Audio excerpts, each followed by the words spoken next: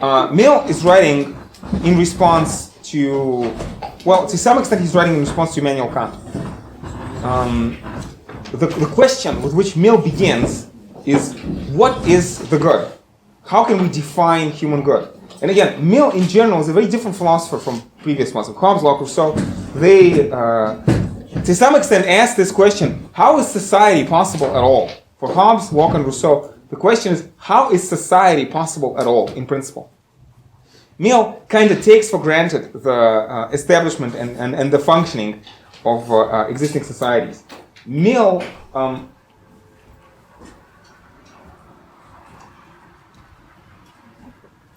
Mill was living at the end of the, second half of the 19th century, which was a very long period of peace and prosperity, which lasted roughly from the end of the Napoleonic Wars up until the First World War. And Mill basically imagines that the European societies will simply continue to their progressive march towards the future. So things like First and Second World War, Mill kind of cannot really imagine in his head, and this will be one potential limitation of the things that he is saying. So he imagines that the society is established and cannot really break down. And in some sense, he takes democracy for granted. He takes the victory of democracy for granted, and he tries to some extent, establish the limits of democracy. Although in general, his political project is, he says that some people want government to solve all the problems. Other people want government to completely stay out of people's affairs. And Mill says, I am neither. I think that in certain places we should have more freedom, but in other places we should have less freedom. So Mill is not some kind of extreme libertarian. No, there are issues.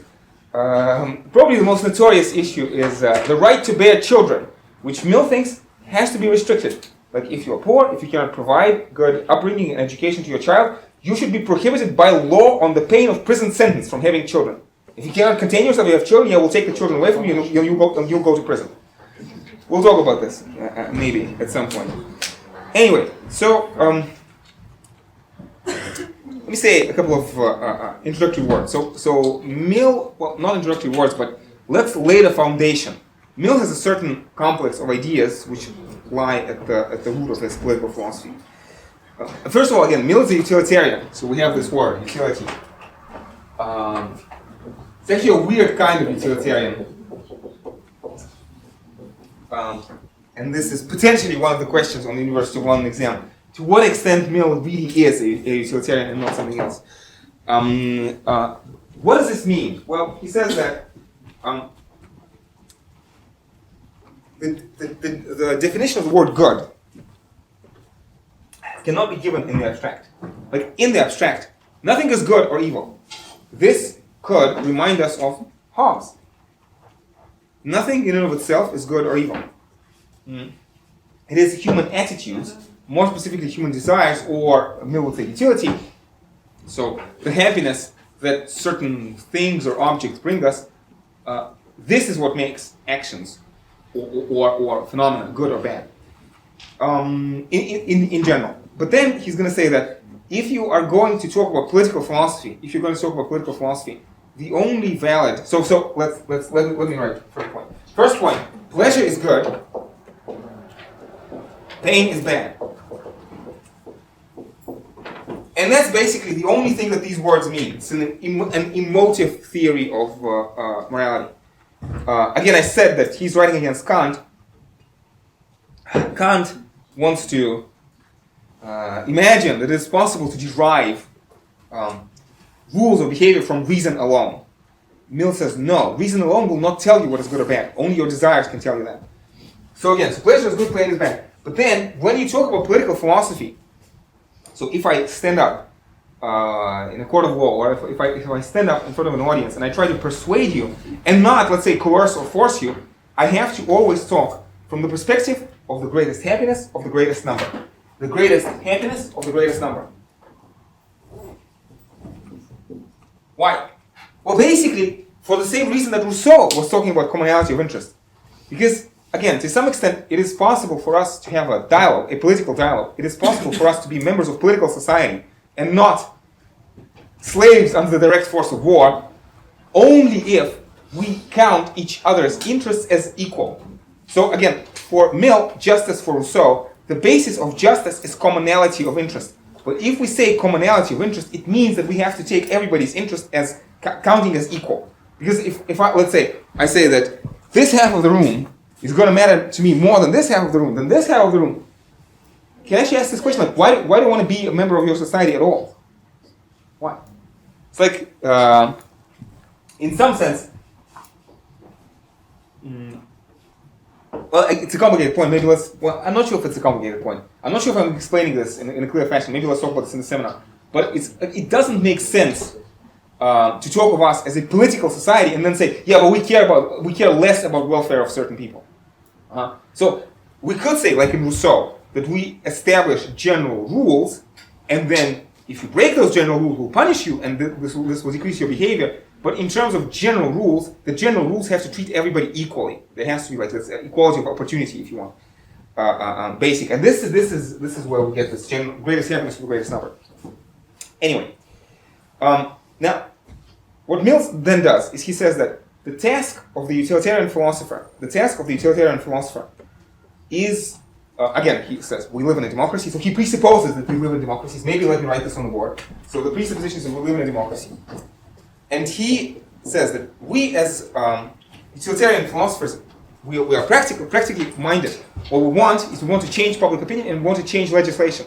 So by writing pamphlets, by getting elected into parliament, and civic activism, that kind of thing, what we're going to do is we are going to use laws and regulations, but also education and public opinion. Laws and regulations, education and public opinion. We're going to use them in order to promote the greatest happiness of the greatest number. And the best way to do this, given human nature and given the arrangement of human societies, is to ally as close as possible the interests of the individual and the interests of the whole.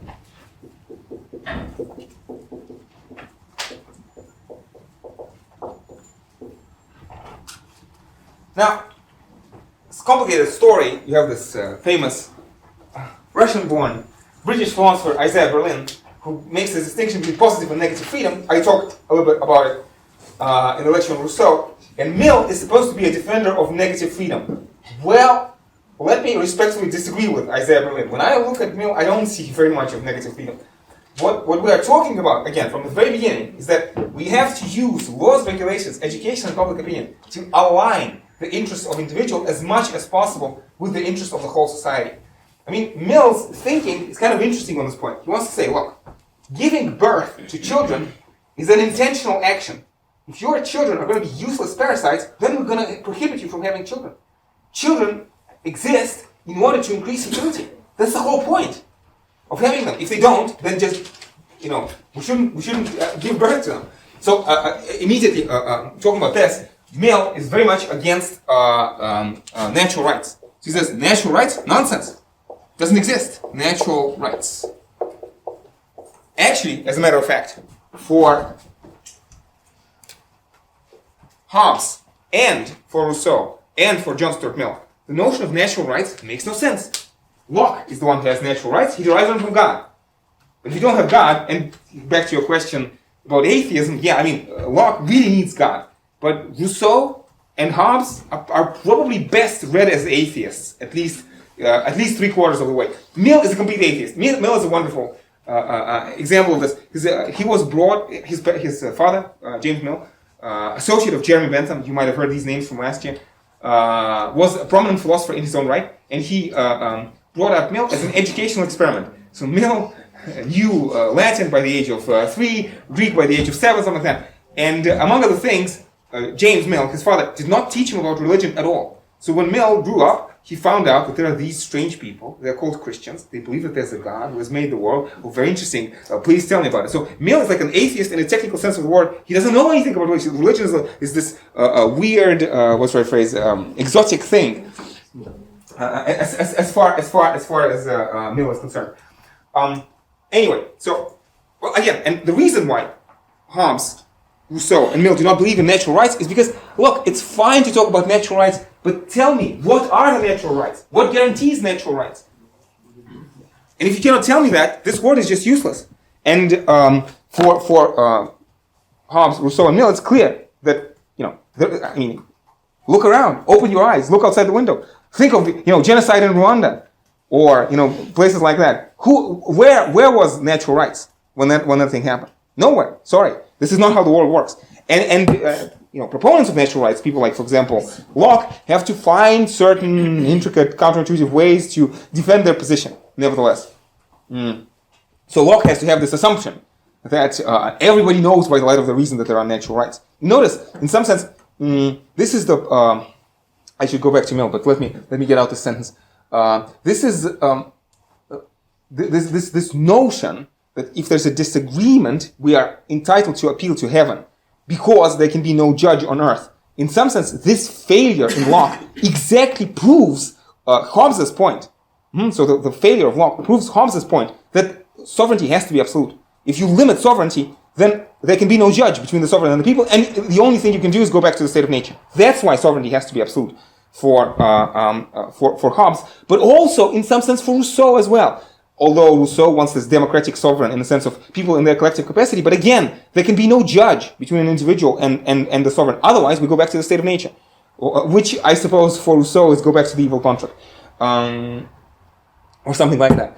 And Mill basically starts from the same premises, except that, and you have to understand, when Hobbes was writing, these issues of the state of nature, war against all, this was all very vivid, because he lived at the time of the Civil War. Even for Rousseau, it's kind of harder to imagine social contract as a real thing that takes place, although it must take, the legitimate social contract must take place for Rousseau as a real historical event. But nevertheless, for Rousseau, and even more so for Mill, these ideas of social contract are way back somewhere in the ancient past, because they haven't lived through a time of crisis where you have to actually ask yourself this question: who should I pledge my allegiance to? And this question, will I survive until the morning? Anyway, apologies. So what I'm trying to say is that I think at the extreme, Rousseau and Mill would be tempted to agree with Hobbes on many points, and the reason why they don't is because they're living in much calmer times. Anyway, of course, the French Revolution is going to break out, but it's going to break out after Rousseau's death, and long before Mill is born.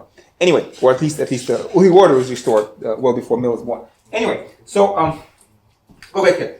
So we want to align the interests of the individuals with the interests of the whole as much as possible through laws, regulations, education, and public opinion.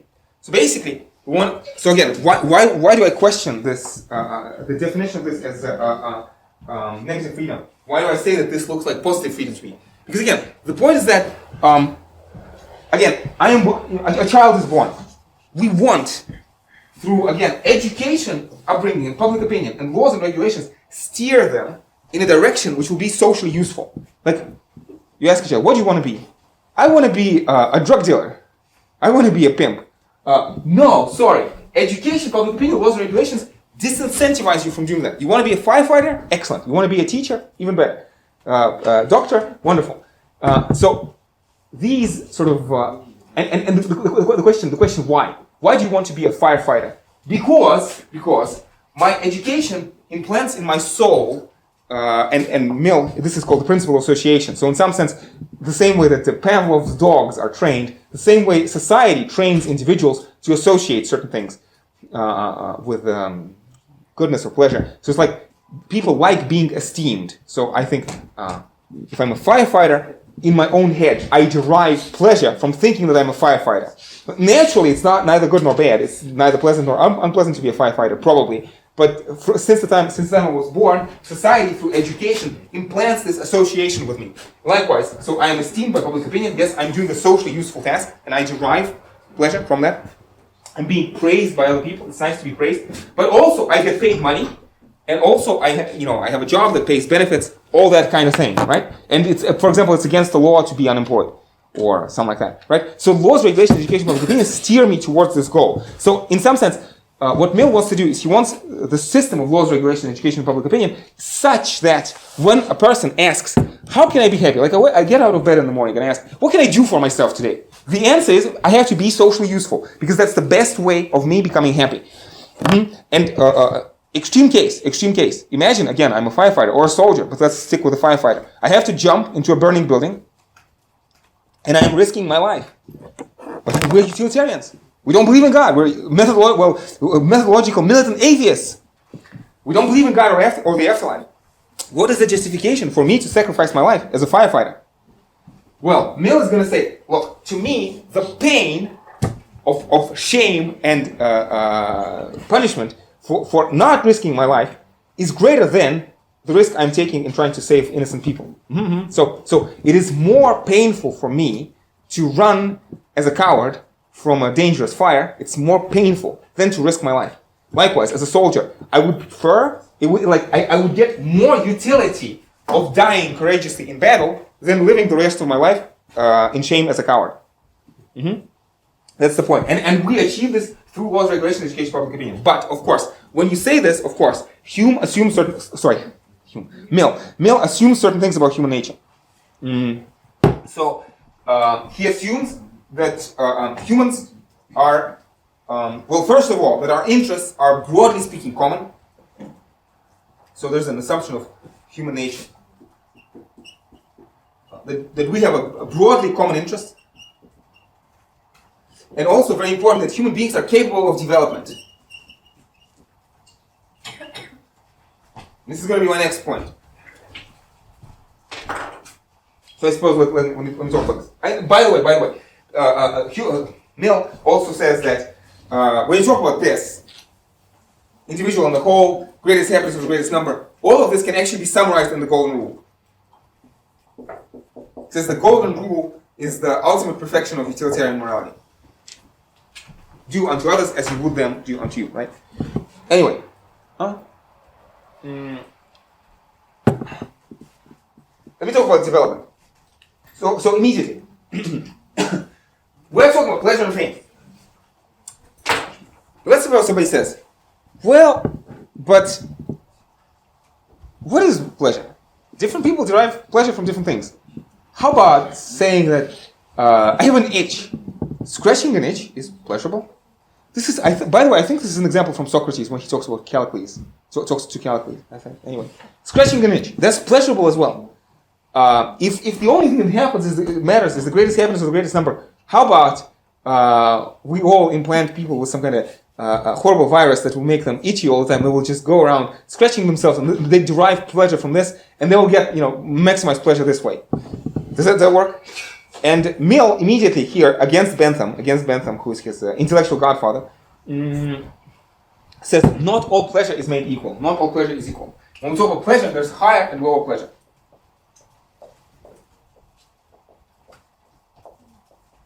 Now, immediately, some people will say, well, it's very complicated. Like, who decides what is higher, what is lower pleasure? Mill presupposes that human nature is broadly similar, and that at the end of the day, under normal circumstances, people will have a consensus on this. That most anatomically normal human beings, if they are free to try out both higher and lower pleasures, will come to the conclusion that higher pleasures are higher than lower pleasures. In fact, so much so as they would say that no amount of lower pleasure will be able to compensate for higher pleasure. So this is incommensurable. So, for example, he would say, let me finish with this. He says, it is better to be a Socrates dissatisfied than a fool satisfied. It is better to be a human being dissatisfied than a pig satisfied. And when he says better, he means more pleasant. It is more pleasant to be an unhappy human being than a happy pig. And he says, again, he presupposes that people under normal circumstances will agree. Now, immediately he says, the large swaths of people will not agree. Not because higher pleasure is not higher, but because people are broken by society. Again, similarity with Rousseau to some extent. So people can become broken by society.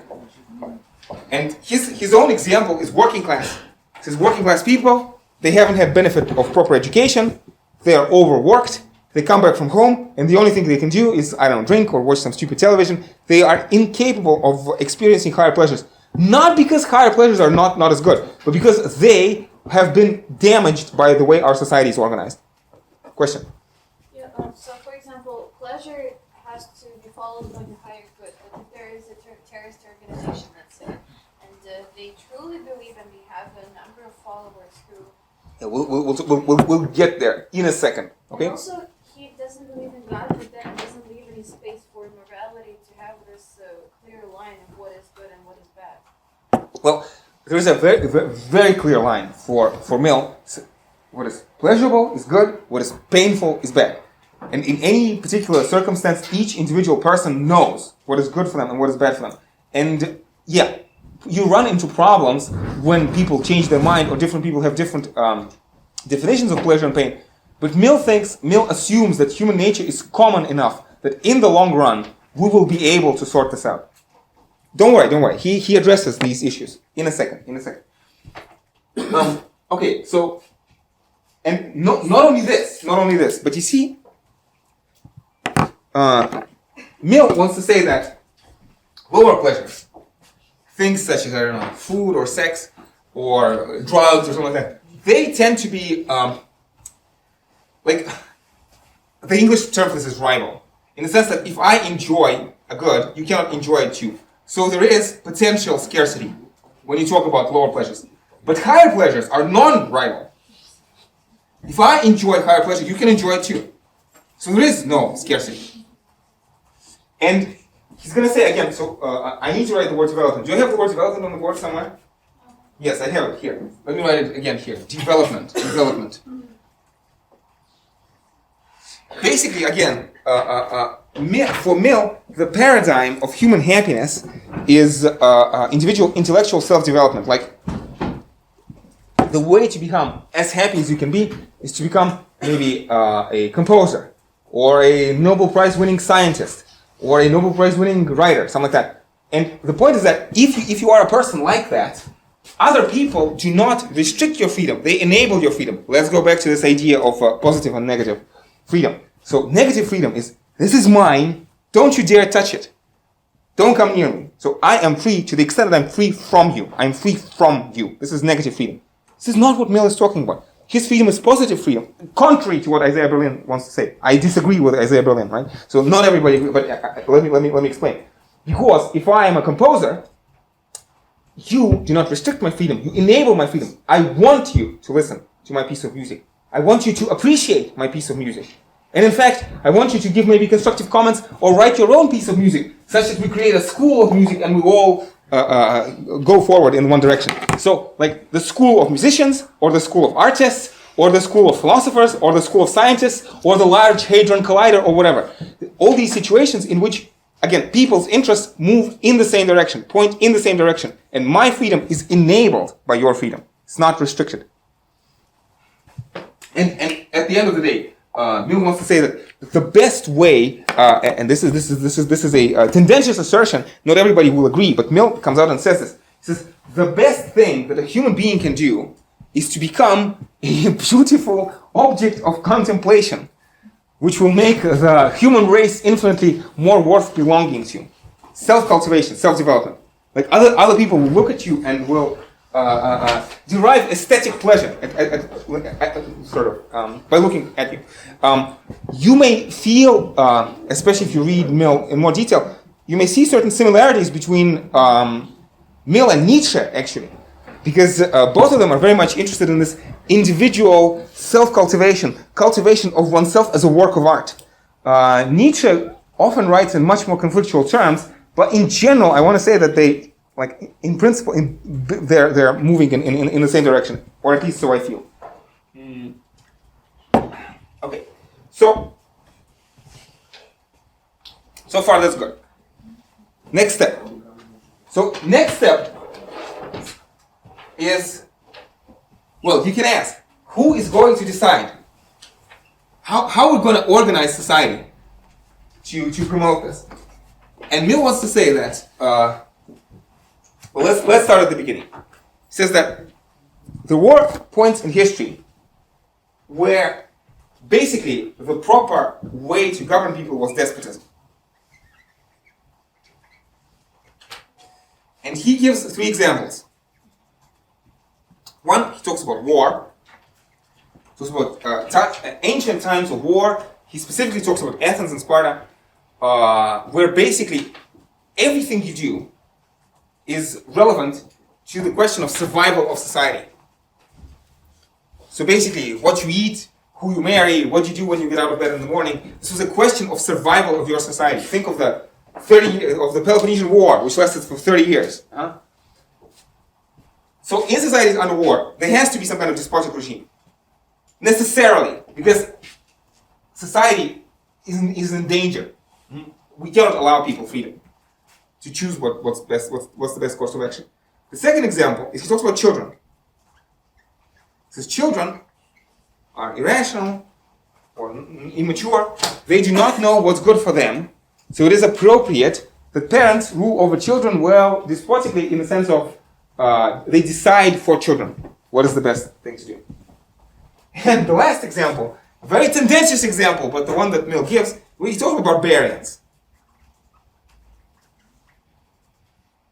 He says, basically, well, if you think back to Mill, or if you think forward to Hegel, history is important. Before you can allow people freedom, before we can achieve democracy, there needs to be a certain time of historical development. So let me try to diffuse the post-colonially, what's the right phrase, unsavory implications. Mill wants to say that there was a time in history of England, when it was too early for democracy. Now, after benefit of historical process, now England is ready to be ruled democratically. Likewise, he says there are places in the world today. His example is India. He works in India as an official for the East India Company. And he says India right now is not ready for self-rule. So Britain is entitled to rule despotically, but only to the extent that Britain rules for the good of the Indians. And Britain should give up its possession over India as soon as the Indians are ready to take control of their country. He actually spoke about this in Parliament, and basically everybody in Parliament laughed at Mill. Said, "What have you done? Have you gone mad or something?" So is Mill a colonial pig? Well, no. Maybe you can find certain residues of colonialism in Mill's thought, but in general, on the surface, he builds in these preconditions. He says that you can legitimately rule over others only for their good, and then you have to let them rule themselves as soon as they're ready. But this is what he says. However, he says, as soon as humanity has developed, as soon as humanity has evolved to the present stage of society, then basically the way that we are going to achieve this harmony between the interest of the individual and the interest of the whole. And notice, can this remind us of Rousseau's general will? Yes, this should remind us of Rousseau's general will. They seem to be talking about, broadly speaking, a very similar thing. When the interest of the individual coincide with the interest of the whole. I do something that's good for me, at the same time it's good for society, so there is no conflict here. So what Mill is saying is the way to govern today is liberty principle. Liberty principle or harm principle.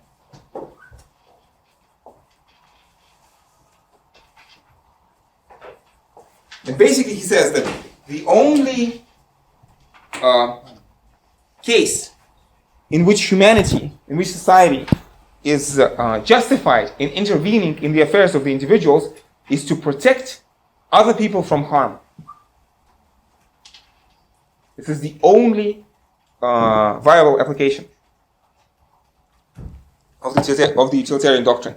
So, by the way, let me signal this immediately. So all this idiocy with the trolley problem, which I really loathe, and I think has nothing to do with a serious moral philosophy, but let's get this out of the way immediately. So all these examples about, I have 10 people dying in a hospital, and one healthy individual comes in, am I entitled to kill them and then save 10? Mill says, no.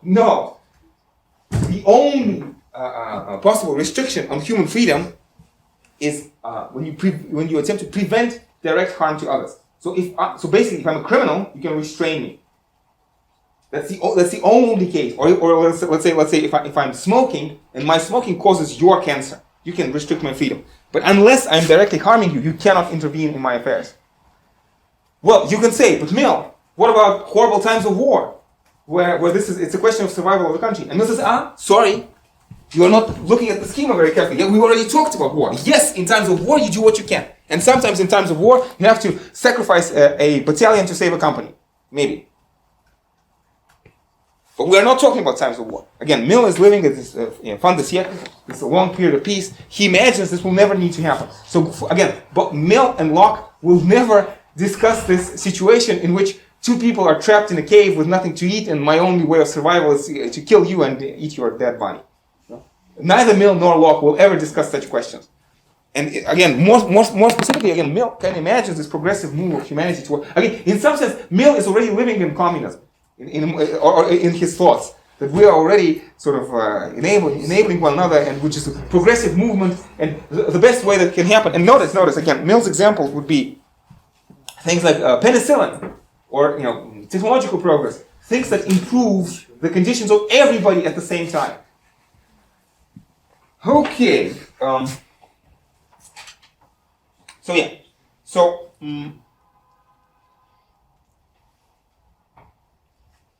basically he says that in contemporary society, people should be allowed as much freedom as possible unless they interfere in the interest of other people, unless they harm other people.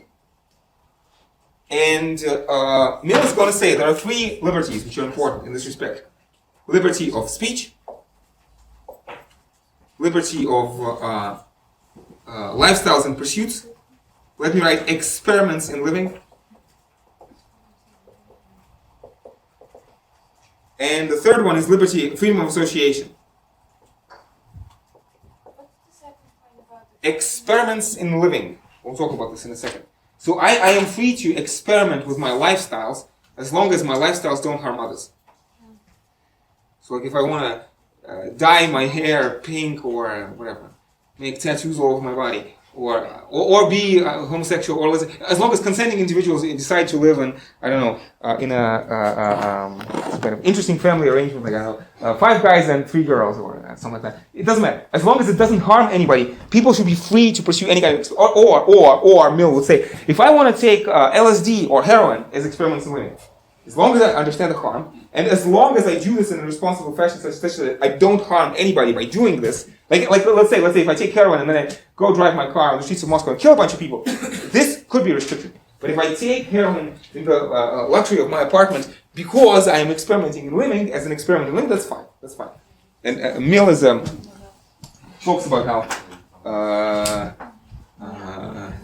prostitution or selling of poisons or selling of addictive drugs can be regulated but should never be prohibited because of this. Anyway, but the first and the most important one, is freedom of speech. So let's start with freedom of speech. So Mill wants to say that we should have an absolute and completely unrestricted freedom of speech. Again, let me get this out of the way immediately. So if we are, this is a classical example, if we are in a crowded theater, somebody stands up and shouts, "Fire!" and everybody's sort of is terrified, rushes to the exit, and a bunch of people is killed. A bunch of people are killed in the congestion, right? This is not free speech for Mill. So if you open your mouth and make noises through this is not necessarily speech. So speech is what's the right phrase? Well, it's like expression of opinions.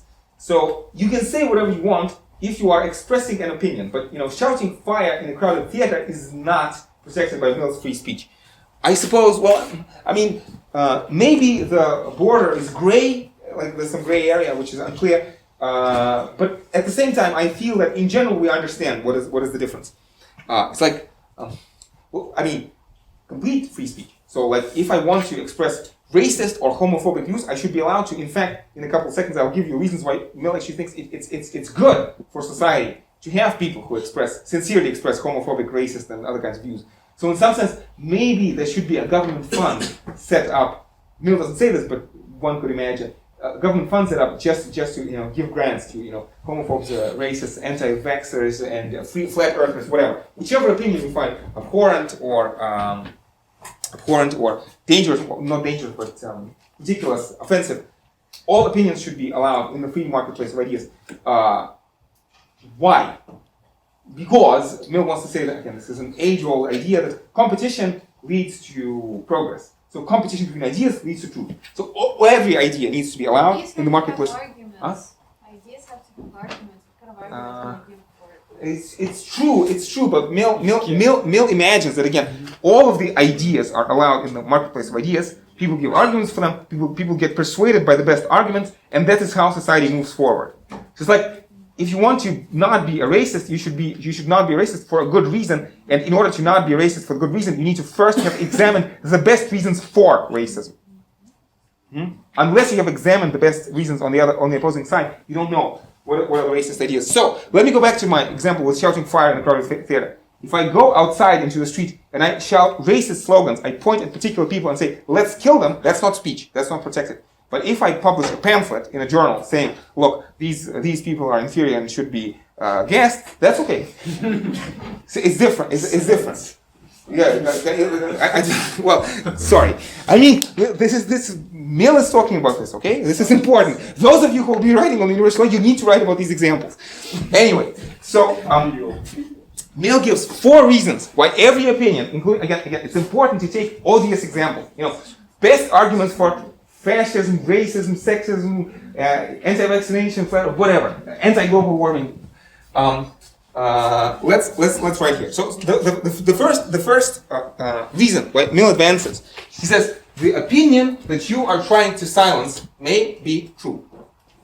And Mill says there are plenty of historical examples where some opinion was thought to be completely false and ridiculous, but actually at the end of the day, you find out it was true.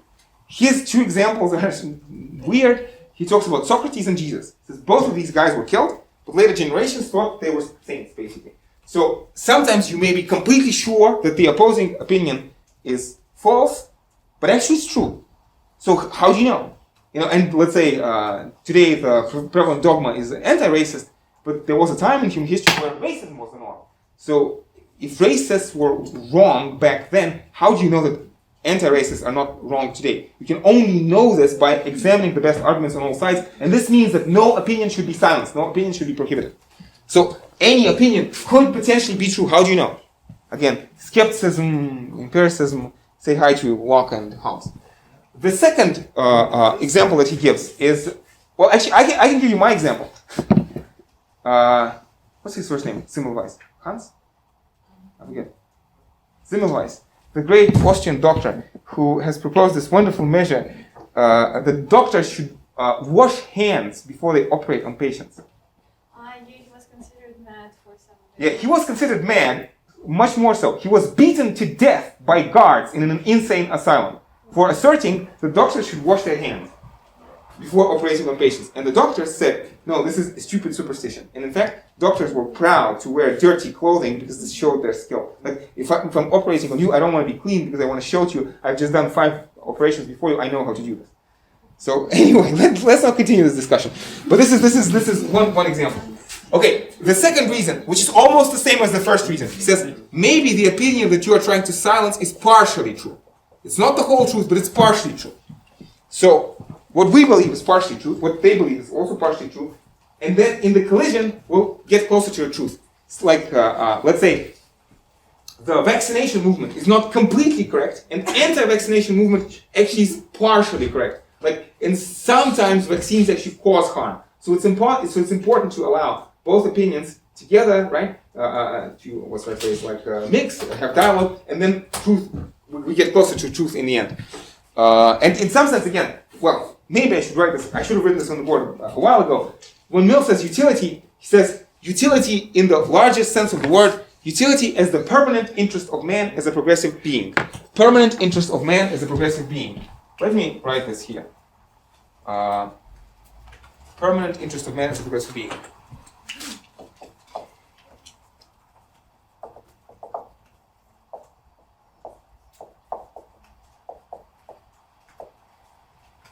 But in order to know what is permanent interest of man as a progressive being, you need to allow freedom of speech. You see, this is, I don't want to answer your question completely, but if you talk about this terrorist organization, Mill is immediately, which wants to achieve, greater good for society. Mill is always going to ask, is your terrorist organization, is it allowing free speech? Does your terrorist organization actually know what is best for the whole world? Know this with 100% certainty? Something like that. Anyway. let me go back to. So, like, generally speaking, because he wasn't raised in the God's culture generally, for him, the matter of your life doesn't exist? Well, you see, Mill is this big proponent of dialogue. He says, so ideas are more says, no, proponent of dialogue, in the sense that, ideas are more important than people. No, I would say people are more important than ideas. People have ideas, but people can change their mind. So I am a person intrinsically. If I stop being a person, I stop being me. But if I'm a Christian, I can stop being a Christian. I cannot stop being a person, but I can't stop being a Christian. So in some sense, people are more important than ideas. Anyway, let me go back to my example. Mill is a big proponent of dialogue. He wants to say, if you are a religious person, you must ask yourself, why are you a religious person? What are your reasons for being a religious person? And if your religion is objectively true, then you should be able to convince other people in a free and rational discussion that your religion is true. And if you cannot convince other people that your religion is true, well, maybe you should stop being religious. Or at least you should stop trying to impose your religious views on others. I don't know, maybe this is a good time to write this on the board. Mill is a fallibilist. Fallibilism. This belief that human beings, is fallibilism like skepticism? Yeah, a little bit. So it's like a mitigated version of skepticism. That human beings do not have access to truth directly. That we can always be wrong, we can always be mistaken. And again, Mill gives examples, thousands of examples. He says, people who killed Jesus thought that they were doing a great service to the country and great service to their God. But later generations disagree. Not because Mill is a Christian, he's not a Christian, but he thinks in general that the example of Jesus is an instructive example. Anyway, so again, the opinion that you are trying to silence may be true, may be partially true. But then, interesting examples. He says, even if the opinion that you are trying to silence is wholly and completely false, entirely false, still, it is important to allow this opinion to circulate, because the only way that you can know that your opinion is true is by examining the best argument on the other side. The only way that you know that the earth revolves around the sun and not the other way around is by first examining the best arguments for Ptolemaic astronomy. The only way that you can know that vaccines actually do not cause harm is by first examining the best argument on the other side. So it's like, even if the opinion is completely false, still, what do I write on the board? The meaning of your true doctrine will be lost. You will not. What do you write on the board? What's the word I write on the board? Rational justification. Yeah, rational justification. Okay, rational justification. I cannot rationally justify my opinion unless I have examined the best opinions on the other side. This is. Let me take a moment here to pause. This is the ethos. These are the ethics of the University of London exam. If you want to criticize Locke or Hume or Mill, let's say John Locke, you need to first give best arguments in support of Locke's position, and only then you begin to criticize. So Mill agrees completely. This is basic. If you've heard of philosophy of science, Karl Popper, falsification. This is. Popper is to some extent taking his bearing from John Stuart Mill. Much more so, Paul Feyerabend, if you heard that name. But anyway, let me continue with this. So, but in addition to this, Mill says that even if you know the rational justification, he says you will not have a heartfelt conviction. Let me write the word sincere. You will not have a heartfelt conviction. So basically, in some sense what Mill is saying is that if there are no racists, you will not be passionate about anti-racism. I'm not sure if this is the best example, but a while back, there was a measles outbreak in one. So there's a particular African country, I forget the name, and for some reason, maybe for religious reasons or maybe for reasons of afraid of being of conspiracy, they have banned vaccines for measles. And this happened a couple months ago, and suddenly they have a measles outbreak, and national emergency. And now everybody understands why you need vaccines. So is Mill saying that, is he encouraging this kind of behavior? Well, not necessarily. But he would, in a sense that, does he want people to die? Not necessarily, but at least you have to allow anti-vaccination, anti-global warming, racist or homophobic views, etc., etc. Otherwise, people who hold the opposing views will not understand the reasons for them. And in a sense, there's a deep assumption in Mill that human beings have achieved a certain stage. So this is first stage. This is the second stage of society. This is a stage where humans. This is his assumption that humans are capable of being improved by free and equal discussion. By free and equal discussion. So we are talking about the stage of society in which people are capable of being improved by free and equal discussion. By the way, if you look outside the window and if you read contemporary sociology, to some extent this comes into question. So if it's possible to manipulate people through social media, etc., maybe we do not have the conditions in which people are capable of being improved by free and equal discussion. In some sense, I feel that this is maybe the most problematic point in all of Mill.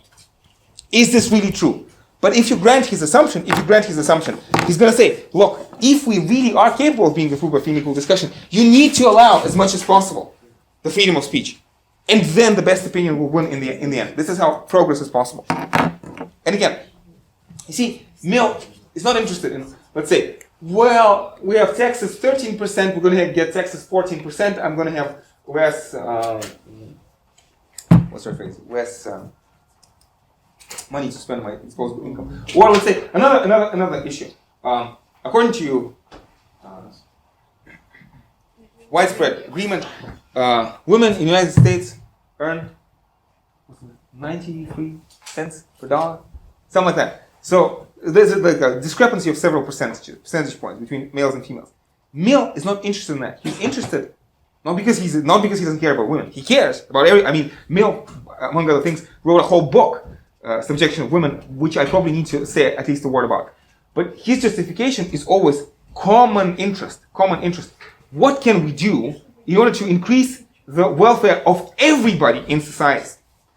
Let me maybe talk about women right now. He says half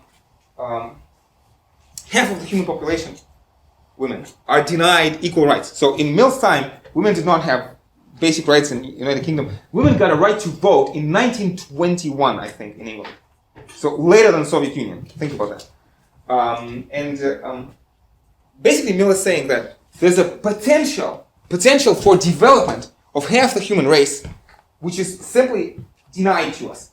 There's half of the world's Newtons, Einsteins, I don't know, etc., and who are denied the capability of expressing their talent. Yeah, thank you. And again, it's not the question of what about interest of men and interest of women. We are talking about vastly increasing the welfare of all humanity, basically more or less doubling the potential talent of all humanity. And Mill says you cannot really argue against that. So in some sense, he doesn't it's not a question of natural rights. He doesn't say, women are people and therefore they should be given rights. It doesn't matter. He doesn't care about rights. He cares about utility. It's a utilitarian justification for giving equal rights. And he says, if you do not want to give women equal rights, first of all, you're an idiot, and you are damaging yourself, and you are damaging the rest of us.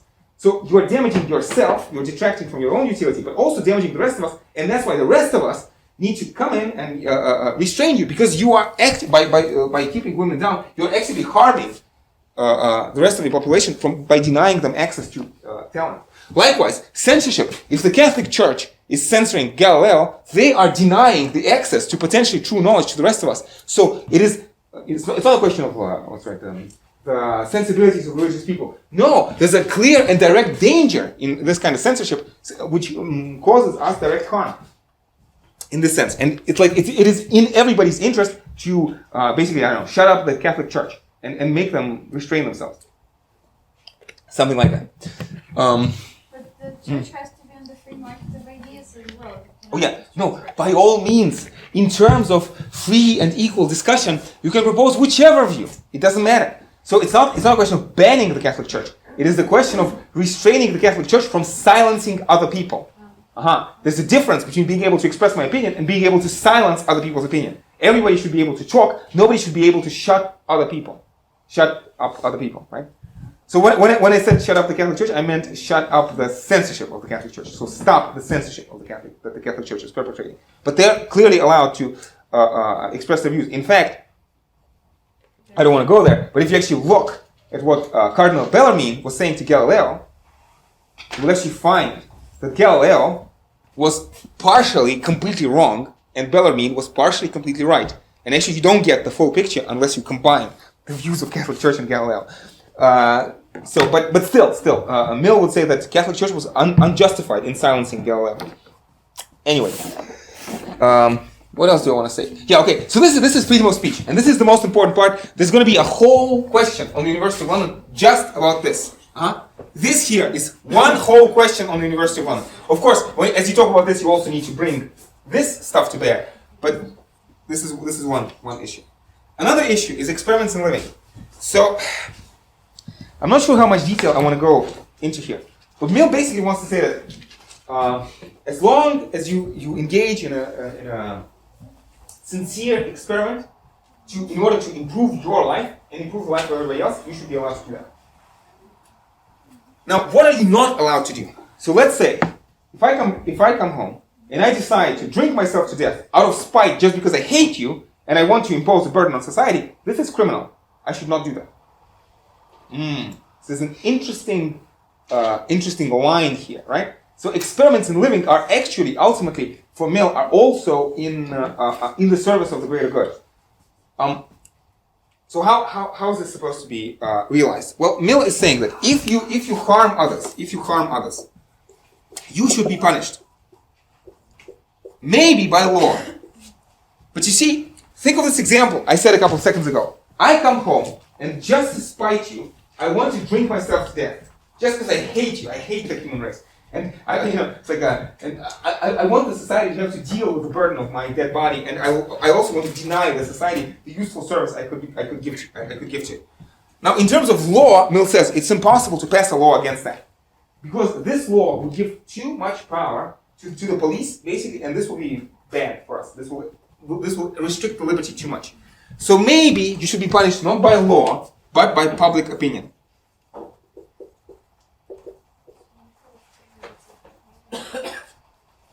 Notice, again, if I am drinking because, or let's say if I'm taking heroin, because this will allow me to improve on periodic table of elements, or I don't know, discover something, solve quantum gravity, that's fine. That's fine. Nobody, even the public opinion, should not interfere with me. But if I'm doing this to harm myself or harm others, then public opinion can judge me. But sometimes, even the public opinion will not know. Maybe I do this secretly, and nobody knows that I'm this horrible drunk. But then Mill says, I should be punished by the voice of my conscience. Interesting. Punished by the voice of my conscience.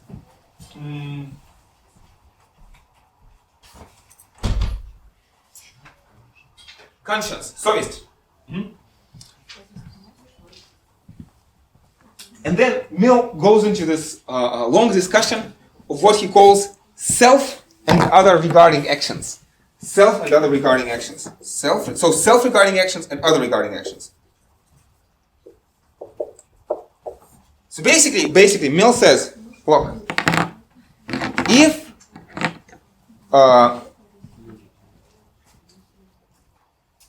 have children I have to support, or if I have to provide a service to the community, or if I'm giving a bad example to other people, this is harm. Should I write this on the board? Yes, probably I should. So again, so if other people rely on me for their support, so if I have to support children or family, if I have to do a service to the community, or if I'm giving a bad example, this is harm. So again, so back to this example of heroin. So if I am taking heroin, because this will allow me to develop my potential and increase my happiness and the happiness of everybody else, fine. But if I spend money on heroin and my children go hungry, that's harm. I'm not allowed to do that. If I spend money on heroin and I stop being a productive member of society and I cannot work, then this is harm. I should not do this. Again, we'll talk about Hegel next time. Hegel is to some extent more restrictive than Mill, but in general, both of them have this notion that the meaning of human existence is to be socially useful. If you are not socially useful, you should be punished by law or by public opinion, or at least by the voice of your own conscience. And lastly, bad example. So let's say if I'm smoking opium and children will look at my bad question is bad example to whom? Well, probably if we're talking about a free and equal discussion, probably the only people who qualify as bad example is children. But if my bad example can actually lead them astray, then I should not be allowed to do this. So it seems that the only people who are really allowed to smoke opium are like rich aristocrats who can continue paying taxes even if they don't work. And if they do this behind closed doors, nobody knows about this. But they should be allowed to do it. Absolutely. As experiments in living, in order to discover new music or elements of the periodic table or something like that. Okay. So, yeah. I'm not sure I want to talk about freedom of association. There's a whole separate story here about political participation. Mill is a huge advocate of political participation. In fact, we talked a second ago about the lottery system in ancient Athens. Mill wants to say that at the end of the day, I mean, the way he imagines the the political structure, that you have the people, and the people elect the parliament. The parliament appoints and supervises the experts. And then the experts rule over the people. Does that sound right? So, you see, life is complicated. Like outbreak of a new disease recently in the news. Or let's say Brexit. Richard Dawkins had a wonderful opinion about this. He says, why do you ask me about Brexit? I'm not an economist. I don't know whether the United Kingdom should stay in European Union or not. The experts should decide. So people elect, and notice, it's important for Mill, well, I suppose it is important. Mill says, you elect people to parliament not like you, not your mouthpieces, but you elect people who are better than you, people who know better than you. The same way when you go to a doctor, you want to find a doctor who understands your health better than you do. In the same fashion, you try to elect people to parliament who understand politics better than you do. And then these parliamentaries appoint experts, appoint and supervise them. The parliament will not be, they are not experts themselves, but they will be able to put a certain amount of check on what the experts are doing. But in order for this system to work, people have to be educated. Without education, this system cannot work. And he wants basically two things out of the people. So he wants them, first of all, to participate in politics. So again, lottery. Do you know, do we have lottery? Political lottery in Russian Federation today? The answer is yes. Where? Everywhere. No, you get a letter in the mailbox. You have been chosen by lot to perform a jury. Yeah. Jury duty. Good percent. Mill wants to expand the system. He wants to say, let's have maybe some seats on the municipal council like that. In fact, at the extreme, imagine if, let's say, 5% or 3% of seats in the parliament would be distributed by lot. This would clearly not stop the parliament in its tracks.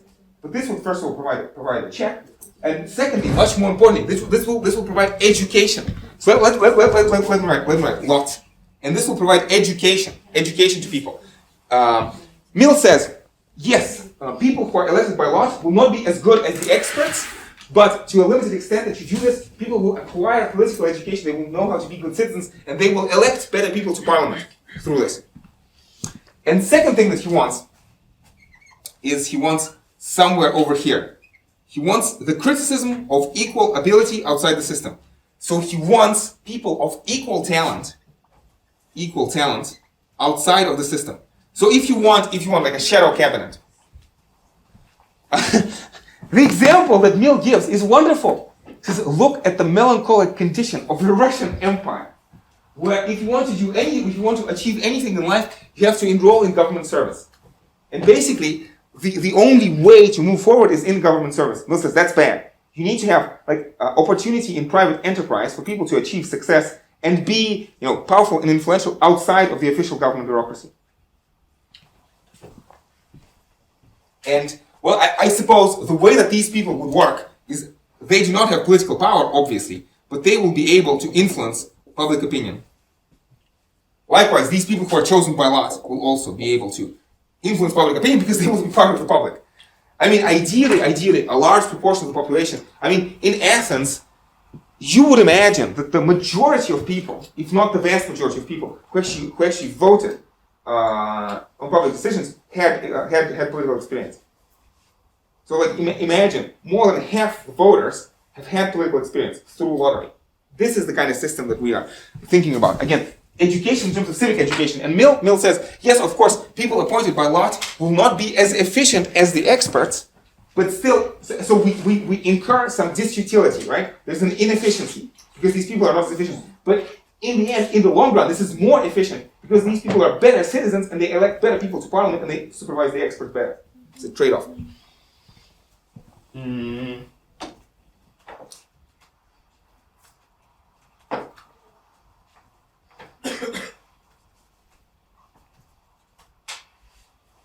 So, I want to, once let's come back to the example of the children. Again, Mill says that in certain areas we have less freedom than we need, and in certain areas we have more freedom than we need. So, for example, giving birth to children, as he says, in a country overpeopled, if there's if the population is too high, he says that the more children you have, the less wage people earn because the labor supply is too high. This is harm. People should be prohibited, again, on the pain of prison, from having too many children. On the other hand, he says, in terms of political participation, we don't have enough freedom. So Mill is this interesting thinker. And people tend to think of him as a father of liberalism, or maybe even a proto-libertarian. But I hope that looking at the board, you see, no, not exactly. And in fact, I think it's very useful to look at the thinkers in this course in context to one another. Isn't this similar to what Rousseau is saying? This is certainly going to be similar to what Hegel and Marx are going to say later on. So, hopefully this dispels some of the oversimplified misconceptions. Anyway, unfortunately, I don't have any grand bombastic conclusion. Unfortunately, we're out of time. Well, so I hope certainly that you will see that this is more interesting than the trolley problem. Anyway, so if you have any questions, I would be happy to answer. Otherwise, I hope this was relatively clear. And I will see you I will see you in the seminar. And next Wednesday, we'll talk about Hegel and Marx. We'll actually finish Hegel and Marx.